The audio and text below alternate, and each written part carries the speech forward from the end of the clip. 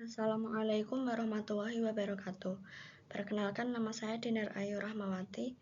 Akhiran NIM 1, saya akan membacakan hasil PPT dengan judul Perbandingan Ilmu Alam dan Ilmu Sosial dalam Perspektif BKPI. Sebuah analisis komprehensif dalam bimbingan dan konseling pendidikan Islam.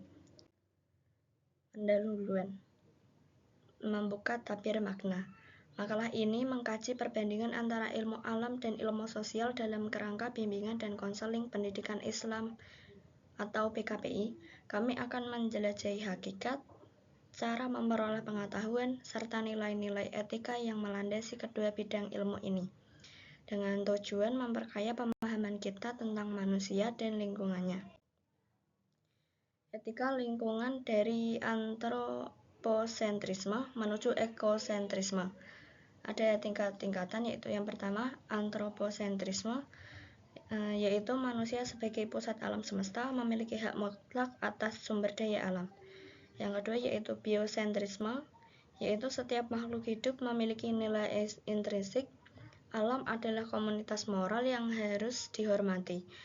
Yang ketiga yaitu ekosentrisme, pelindungan seluruh komponen lingkungan baik hidup maupun mati. Kearifan yang mengatur hidup selaras dengan alam. Pergeseran paradigma etika lingkungan dari pandangan antroposentrisme yang menempatkan manusia sebagai penguasa alam menuju biosentrisme dan ekosentrisme yang mengakui nilai intrinsik setiap kehidupan dan seluruh ekosistem menjadi dasar kesadaran akan pentingnya menjaga kelestarian alam.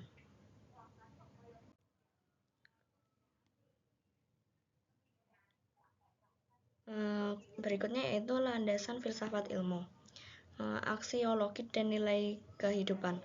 Dalam filsafat ilmu, aksiologi membahas tujuan ilmu pengetahuan dan pemanfaatannya sesuai nilai budaya dan moral. Hakikat nilai dikelompokkan menjadi 3 tingkatan. Yang pertama yaitu nilai kenikmatan, kesenangan jasmani. Yang kedua yaitu nilai kehidupan, penting untuk pribadi dan masyarakat. Yang ketiga yaitu nilai spiritual, kebijaksanaan, keindahan, kebaikan. Cabang filsafat ini menganalisis hakikat nilai-nilai kebenaran, kebaikan, keindahan, dan religius yang berasal dari kehidupan manusia. Yang kemudian yaitu landasan ontologis, hakikat objek kajian. Ilmu alam mengkaji objek fisik dan fenomena non-manusia atau biologi, kimia, fisika dengan sifat universal, objektif, dan empiris.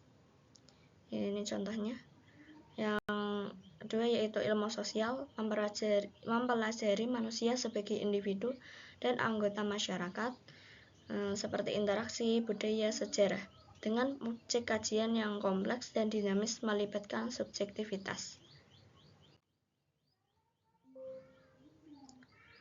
Yang berikutnya yaitu landasan epistemologis, cara memperoleh pengetahuan. Jadi ada ilmu alam, yaitu pendekatan kuantitatif, eksperimen, metode ilmiah, tujuannya yaitu hukum kausalitas universal. Ilmu sosial, pendekatan kuantitatif dan kualitatif, seperti observasi, studi kasus, wawancara. Fokusnya yaitu konteks, makna, interpretasi subjektif. Perspektif BKPI, pengetahuan dari ilmiah, empiris dan wahyu atau Al-Quran dan As-Sunnah. Integrasi metode ilmiah dengan nilai-nilai keislaman.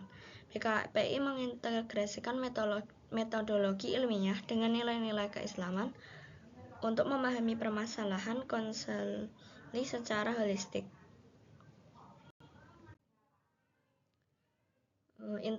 Integrasi ilmu dalam BKPI, pendekatan holistik.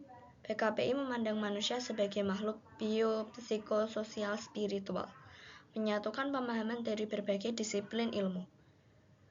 Biologis yaitu neuroscience, spiritual yaitu nilai Islam, psikologis yaitu perilaku, sosial disebut sosiologi, kultural yaitu antropologi.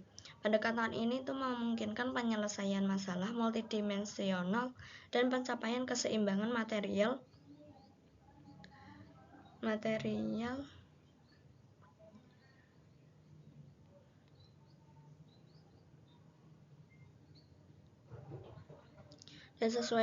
dan dengan sesuai petunjuk Allah Subhanahu wa taala.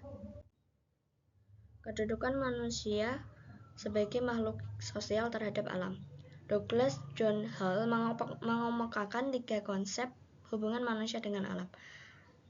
Yang pertama yaitu manusia di atas alam. Pandangan antroposentrisme, alam hanya melayani manusia, berpotensi merusak lingkungan. Yang kedua yaitu manusia bersama alam. Relasi harmonis, manusia tidak superior tetapi hidup dalam solidaritas dan mengintegrasikan semua makhluk. Yang ketiga yaitu manusia di dalam alam. Manusia sebagai bagian kecil dari ekosistem, saling bergantung dengan makhluk lain.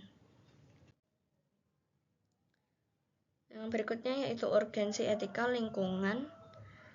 Etika lingkungan itu mutlak diperlukan untuk mencegah kerusakan tak terkendali dan membimbing perilaku manusia terhadap alam. Etika lingkungan hidup menuntut agar etika dan moralitas tersebut diberlakukan juga bagi komunitas biotik atau komunitas ekologis. Melalui etika ini, makhluk non-manusia dan lingkungan menjadi bagian dari komunitas moral. Memperluas cara pandang perilaku manusia, etika ini juga merupakan refleksi kritis atas pilihan moral terkait isu lingkungan hidup, membimbing manusia untuk mewujudkan moral yang baik dan menjaga kelestarian lingkungan. Yang terakhir yaitu kesimpulan dan saran menuju bimbingan holistik. Kesimpulannya yaitu perjuangan kelestarian lingkungan menuntut peran filsafat ilmu, khususnya aksiologi. Untuk membendung pandangan antroposentrisme, ilmu pengetahuan alam dan teknologi harus digunakan untuk melindungi alam, didukung oleh perilaku etis individu dan organisasi. Saran ada 4. Yang pertama yaitu perkuat integrasi antar bidang ilmu dalam pendidikan Islam untuk pendekatan konseling yang menyeluruh. Yang kedua yaitu konselor PKPI harus menguasai ilmu sosial dan memiliki wawasan dasar ilmu alam. Yang ketiga yaitu kembangkan model konseling Islami yang memadukan rasionalitas ilmu alam, humanisme ilmu sosial, dan nilai-nilai wahyu. Yang keempat yaitu libatkan sumber interdisipliner dalam penulisan makalah di masa depan. Sekian dari saya. Wassalamualaikum warahmatullahi wabarakatuh.